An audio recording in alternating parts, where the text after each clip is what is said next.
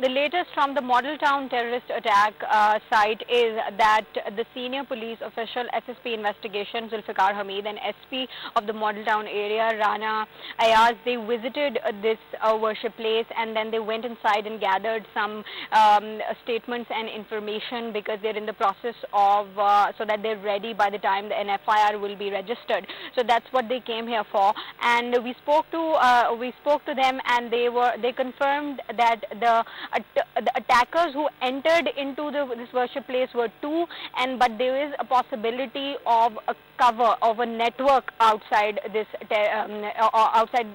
worship place. So there were about 2 to 3 people outside also who monitored this place, and then they actually sort of were giving shelter to their accomplices who went inside for the attack. And they have confirmed that the 2 attackers who went inside, out of them, one was injured and other one was arrested.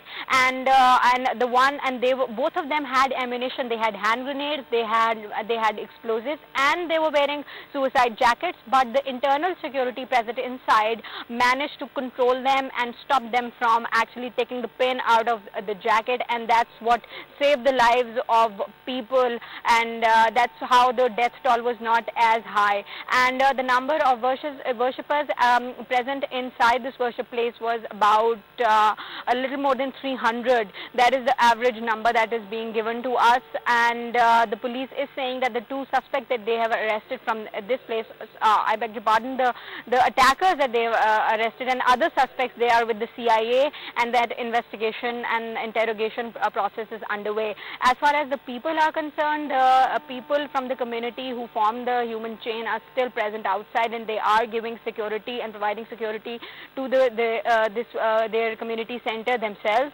and they are checking people thoroughly themselves, and trying to, and they have taken control of the security in their own hands and are present here. And of course, we've seen today a lot of, there is this lack of distrust and a lot of anger in the people, and a lot of this feeling of insecurity, and that's what was communicated to us earlier by their community members also.